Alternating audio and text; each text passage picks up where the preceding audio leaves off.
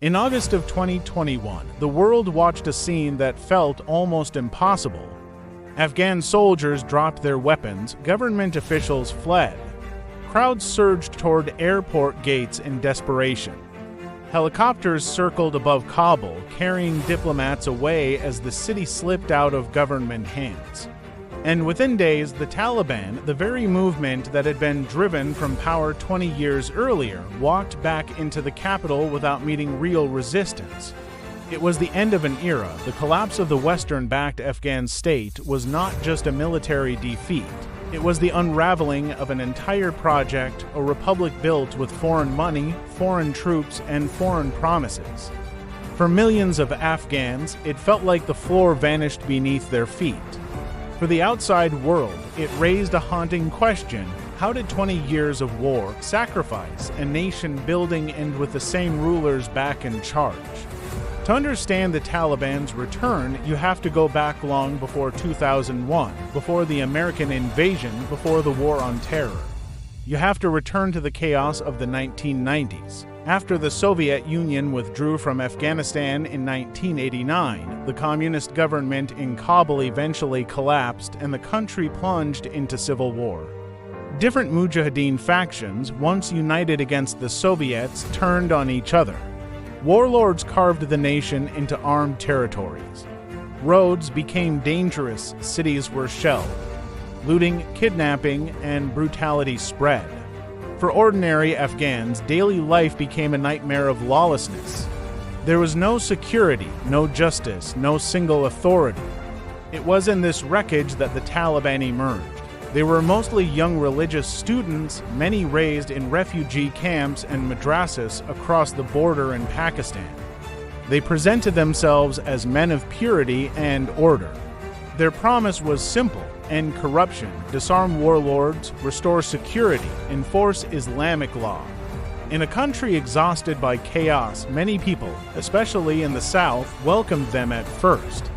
Compared to predatory militias and criminal commanders, the Taliban's harsh discipline felt, to some, like stability.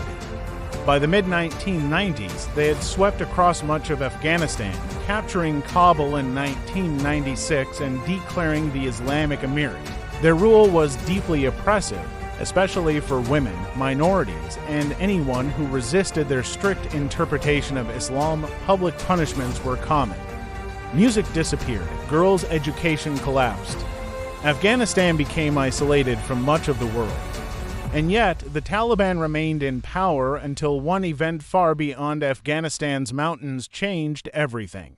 On September 11, 2001, al-Qaeda, operating under Taliban protection, attacked the United States. Nearly 3,000 people were killed. The shock was global. The American response was immediate and furious. The Taliban were demanded to hand over Osama bin Laden. They refused. Within weeks, U.S. forces invaded Afghanistan. The Taliban fell quickly. American air power, allied with Afghan militias known as the Northern Alliance, shattered Taliban positions. Kabul was taken. Taliban leaders fled into the countryside, into Pakistan, into the shadows. To many, it looked like the beginning of a new Afghanistan. A republic was formed. Elections were held. Foreign aid poured in. Schools opened. Women returned to public life. Western leaders spoke of democracy, freedom, and rebuilding. But beneath the surface, the foundations were fragile. The United States, in its urgency to destroy al-Qaeda and stabilize the country, made choices that would echo disastrously for the next decades. Instead of building a clean, legitimate Afghan government from the ground up, Washington often relied on the same warlords and power brokers whose corruption and brutality had once helped give rise to the Taliban. Men with blood on their hands were put back into positions of authority because they were useful allies. Militias were rebranded as local security forces. Corruption seeped into every layer of the new state. For ordinary Afghans, the promise of democracy often arrived tangled with bribery, nepotism, and predatory officials. The Taliban, meanwhile, were not destroyed, they were merely scattered. By the mid-2000s, they began returning. They regrouped across the border, rebuilt networks, and launched an insurgency. Roadside bombs appeared. Assassinations increased. Rural districts began slipping from government control. The war that had seemed over was quietly reigniting. One of the most controversial arguments in the story is that early on, there were moments when the Taliban signaled willingness to surrender or negotiate.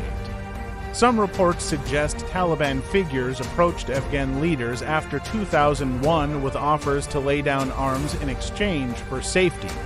But the United States, driven by the momentum of total victory and distrust, dismissed these possibilities. The Taliban were treated not as a defeated enemy to be reintegrated, but as terrorists to be hunted endlessly, and so the war hardened. What followed was a cycle that became almost impossible to break. Taliban attacks led to American surges. American surges led to more fighting. Fighting led to civilian casualties. Civilian casualties fueled resentment. Resentment gave them more recruits. Year after year, the violence continued, grinding Afghanistan into exhaustion. The U.S. military deployed overwhelming force. Drone strikes targeted insurgents, night raids struck suspected militants. Sometimes these operations killed Taliban fighters, sometimes they killed the wrong people. Weddings were bombed, families were shattered. Villagers lived under constant fear, not only of Taliban retribution, but of foreign aircraft overhead. Every civilian death became a story whispered through communities. The Americans do not value Afghan lives. The government is powerless. The Taliban, for all their brutality, are at least Afghan. At the same time, the Afghan Republic remained deeply dependent on foreign support. Its army relied on American air cover, American logistics, American money. Billions of dollars flowed into Kabul, but much of it vanished into corruption, ghost soldiers, and inflated contracts. Afghanistan's government looked strong on paper, but in many places it was hollow. Soldiers went unpaid, commanders stole supplies. Politicians fought each other, ordinary people lost faith. By the late 2010s, even American leaders understood that the war was not being won. The Taliban controlled or contested large parts of the countryside. The Afghan state survived, but only because the United States was still there. Then came the shift. The coalition began prioritizing exit. Peace talks began in Qatar, largely between the United States and the Taliban, with the Afghan government sidelined. In 2020, a deal was signed setting the stage for withdrawal. The Taliban promised not to host international again. The U.S. promised to leave. When foreign troops began departing, the fragile structure of the Afghan state began to crack. The Afghan army, built over 20 years, was suddenly without its backbone. Morale collapsed. Advanced with shocking speed, not always through fierce battles, but through deals, intimidation, and the simple reality that many Afghan soldiers no longer believed anyone would protect them. District after district fell. Provincial capitals surrendered. By August 2021, they reached Kabul. The final collapse was almost surreal. The president fled, government offices empty. Taliban fighters entered the city. Crowds panicked. At the airport, scenes of desperation unfolded as Afghans who had worked with foreigners tried to escape. The world saw people clinging to aircraft, risking everything because they feared what was coming. And the Islamic Emirate returned. For the Taliban, it was victory after 20 years of patience. For many Afghans, it was the return of fear. The republic that had been promised as a new future dissolved in days, revealing how little trust and unity had ever been built. The story of Afghanistan is one of tragedy layered upon tragedy. A movement born from chaos, overthrown by global power, resurrected by insurgency, and restored by the collapse of a fragile state. It shows how foreign intervention, no matter how powerful, cannot succeed if it empowers corruption, ignores local realities, and treats governance as an afterthought. It shows how war without political resolution becomes endless. And it shows how ordinary people always pay the highest price. In the end, Afghanistan in 2021 was not simply about the Taliban winning. It was about a republic that never truly stood on its own, a foreign coalition that wanted an exit more than a sustainable peace, and a nation once again left to face its future under rulers it had hoped were gone forever. The question that remains is not only how Afghanistan fell, but what it means for a world that believed 20 years of war could build a lasting state, only to watch it vanish in a single, heartbreaking summer.